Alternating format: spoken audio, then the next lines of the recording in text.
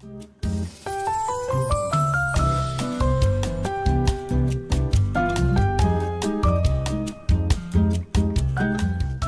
kawan kepajak, bertemu kembali bersama saya Fatma Dini dalam acara kesayangan kita Sik Asik 629 Siniar Pajak Asyik. Betul.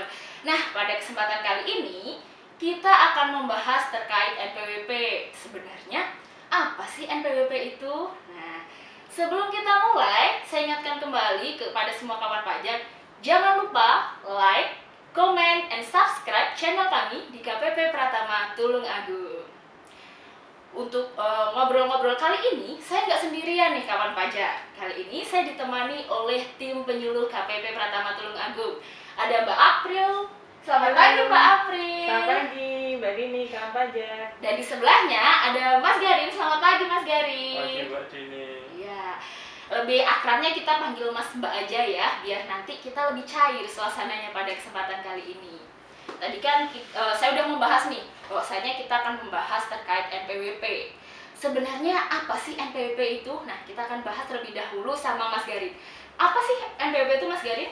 NPWP adalah nomor pokok wajib pajak atau biasanya disingkat NPWP ya, yang digunakan sebagai sarana administrasi dalam pelaksanaan hak dan atau pemenuhan kewajiban perpajakan. Kurang lebihnya sih seperti identitas wajib pajak gitu Mbak Dini. Oh gitu, jadi boleh nggak sih saya persamakan dengan KTP ya?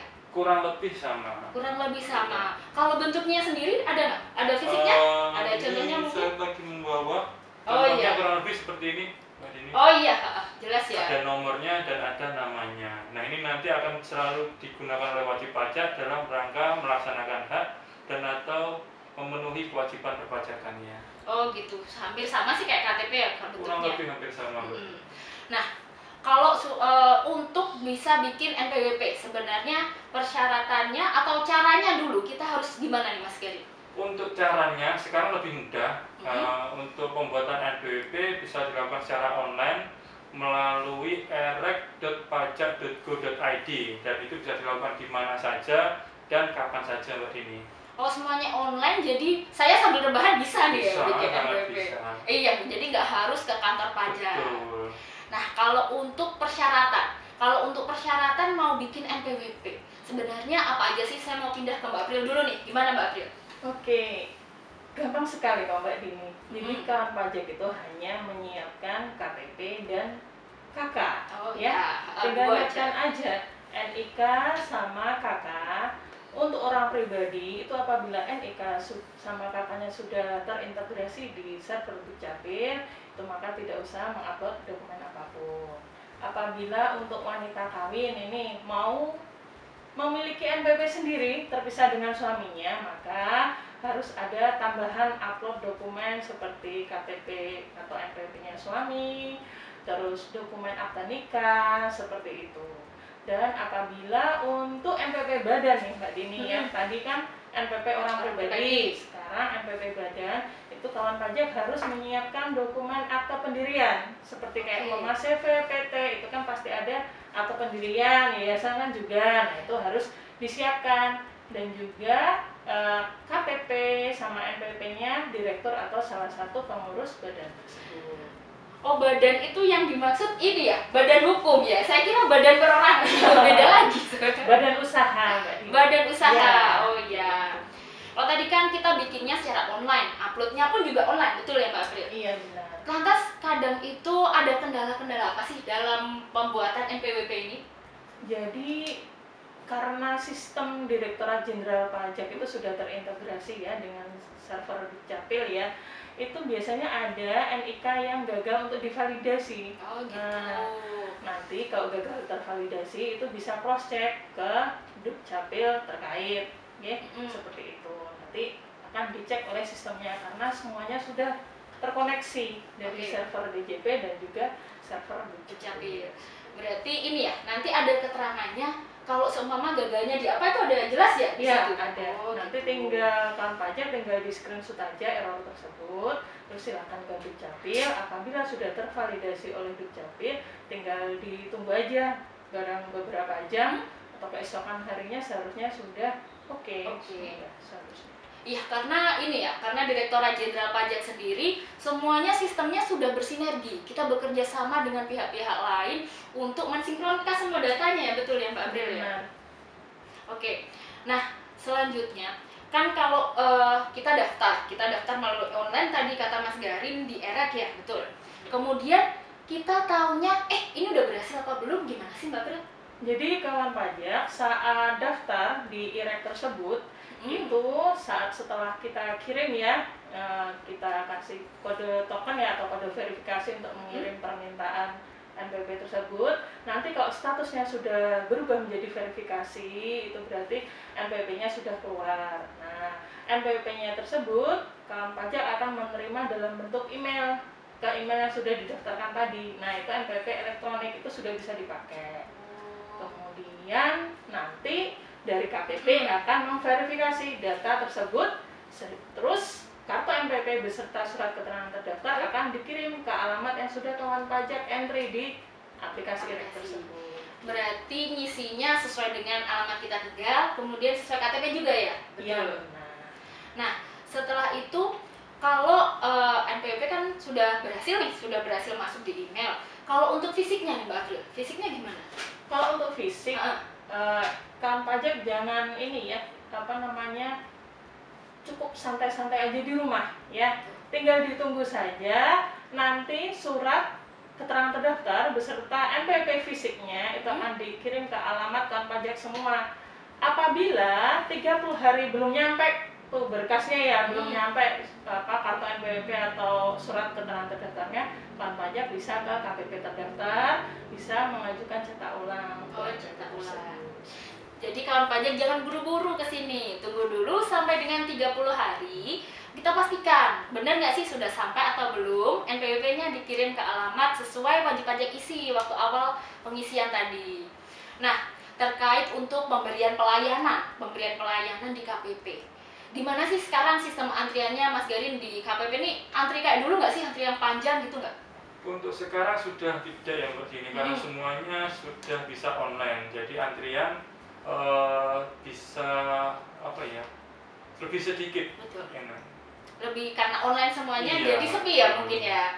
Berarti kita mau proses cetak ulang pun juga gampang. Sehari bisa jadilah ya. Bisa, sehari cukup sehari aja. Oh, cukup sehari, malah cukup sehari aja nih kawan pajak. Tapi tunggu ya 30 hari setelah terdaftar. Nah, kalau ini kan katanya tadi di sini semuanya online, semua daftarnya serba online.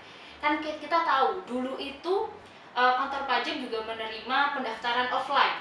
Tinggal bawa fotokopi KTP, kita ke loket, selesai deh. Kalau sekarang dengan adanya online ini, apakah masih berlaku Mas Garin? Sudah tidak berlaku lagi Mbak Dini, karena mengingat kondisi pandemi COVID-19 ini, semua layanan diarahkan untuk online, termasuk pendaftaran NPWP.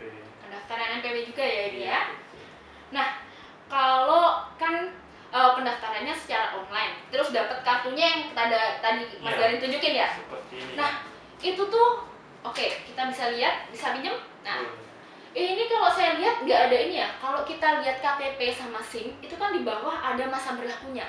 Nah, ini kok nggak ada masa berlakunya? Ini gimana Mbak April? Apakah NPWP ini berlaku seterusnya atau gimana? Iya benar Mbak Dini. Jadi NPWP itu sama dengan NIK ya, berlaku seumur hidup.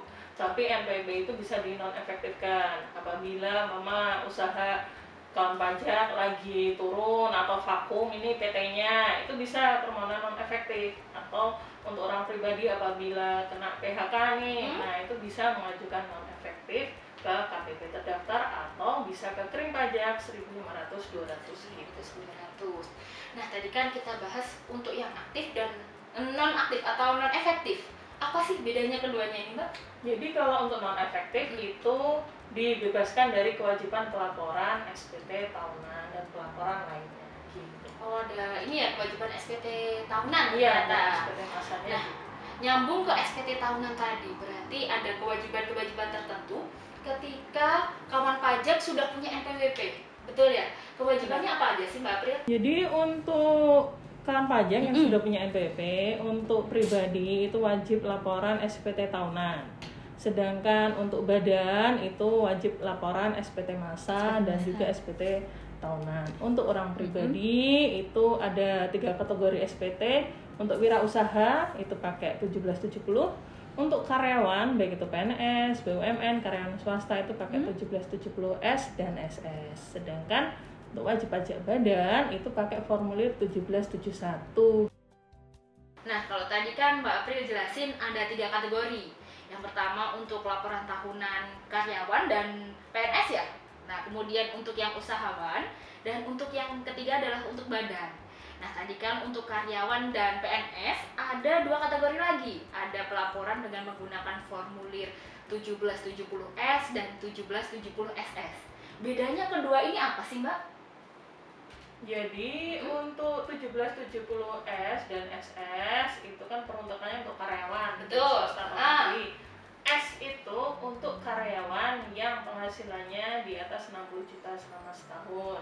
Sedangkan yang SS itu untuk karyawan yang penghasilannya di bawah 60 juta. Seperti itu. Oh, kalau SS itu mungkin singkatannya sangat sederhana. Oke, super simple. Oh, super simple. Bisa. Ya, bisa Super simple. Sangat sederhana. Karena mungkin datanya yang diisi beda ya sama Iya. yang S itu tadi. Benar. Jadi SPT SS itu SPT sangat sederhana. Formnya itu hanya 1 lembar. Kalau pakai e-filing itu hanya 1 halaman aja. 1 halaman. Nah, kalau untuk apa saja yang perlu disiapkan terutama kalau badan. Tadi kan badan memang jangka waktunya lebih panjang nih. Kalau kita lihat badan di April, OP di Maret. Mungkin ada persiapan apa saja yang perlu disiapkan untuk laporan SPT tahunan badan?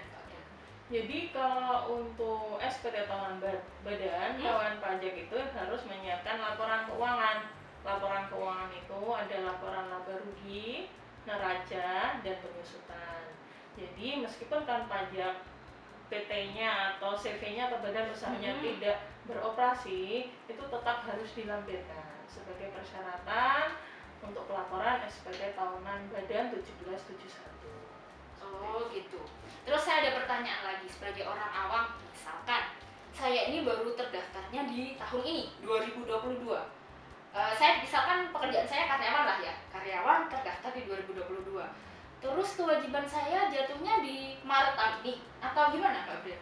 Jadi apabila terdaftar nih mulai tahun 2022, 2022, nanti laporannya di tahun 2023. Oh Jadi gitu. tunggu tahunnya habis dulu baru dilaporin. Gitu. Oh ya, berarti laporannya nanti ya di 2023. Di tahun berikutnya untuk pribadi paling lambat Maret, untuk badan April. Sebenarnya sangat mudah banget ya ini. Semuanya mulai dari daftar, kita dimudahkan dengan online. Kemudian lapor pun juga online katanya bisa ya? Bisa banget. Oh, iya. Bisa. Lapor juga online.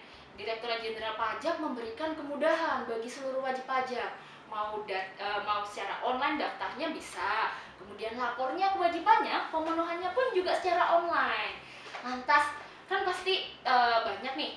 Bukan hanya saya saja sih paling orang yang belum tahu pun habis ini saya tuh nggak tahu kewajiban saya seperti apa. Kemudian lapornya kalau ada masalah saya harus gimana, saya tuh bingung. Nah, gimana nih? Apakah nanti kalaupun saya bingung, saya harus ke KPP itu masih diterima nggak kalau sekarang? Gimana Mas Geri? Masih Mbak Dini. Jadi karena KPP itu kan memberikan pelayanan yang prima ya kepada wajib pajak. Betul. Nanti jika ada kendala atau butuh konsultasi, monggo silahkan datang langsung ke KPP terdaftar maupun KPP yang terdekat dari wajib pajak. Oh bisa ya, dua-duanya. Sangat bisa. Dan perlu diingat layanan yang diberikan oleh KPP itu tidak dipungut biaya sepeser pun. Oh gitu, wah enak sekali nih wajib pajak. Datang KPP terdekat ataupun KPP terdaftar, nanti tentu saja pelayanan yang diberikan tidak dipungut biaya sedikit pun nih, luar biasa nih memang Kementerian Keuangan. Nah, itu tadi wajib pajak terkait dengan pendaftaran NPWP dan kewajiban-kewajibannya. Selanjutnya saya mau mungkin ada pesan dan kesan untuk menutup closing statement kita pada video kali ini. Silakan Mas Garin. Mungkin saya mengutip kata-kata dari Ibu Sri Mulyani, Menteri Keuangan kita. Jangan pernah lelah mencintai negeri ini. Jadi ambil peranmu sekecil apapun, niscaya itu akan sangat berarti bagi kemajuan negeri kita Indonesia. Dan tidak lupa pajak kuat, Indonesia maju. Nah, luar biasa sekali nih pesan dari Mas Garin. Karena sekecil apapun peran kita, tentunya sangat bermanfaat bagi pembangunan negeri ini. Karena pajak kuat, Indonesia maju. Betul nggak sih slogannya gitu? Betul. Boleh kita sebutkan bareng-bareng? Pajak Pajak kuat, kuat, Indonesia Indonesia maju. maju. Luar biasa. Memang luar biasa tamu-tamu saya pada pagi hari ini. Nah, karena sudah ada closing statement dari Mas Garin itu tadi, maka berakhir pula video kita pada pagi hari ini terkait penjelasan NPWP sudah tadi, kemudian kewajiban pelaporan juga sudah. Nah, untuk kawan pajak, seperti kata Mas Garin, jangan ragu untuk berkunjung ke KPP Pratama terdekat atau KPP Pratama terdaftar. Jika masih bingung, silakan kunjungi kami di KPP Pratama dari hari Senin sampai dengan hari Jumat. Kami pelayanan dari hari Senin sampai Jumat pukul 8 sampai dengan pukul 16.00. Dan jangan lupa untuk subscribe channel kami dan ikuti akun media sosial kami di Pajak Tulung Agung. Karena apa? Karena pajak kuat, Indonesia maju.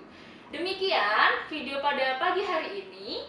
Sampai jumpa pada Sik Asik 629 berikutnya. Siniar Pajak Asik. Sampai jumpa pada kesempatan berikutnya.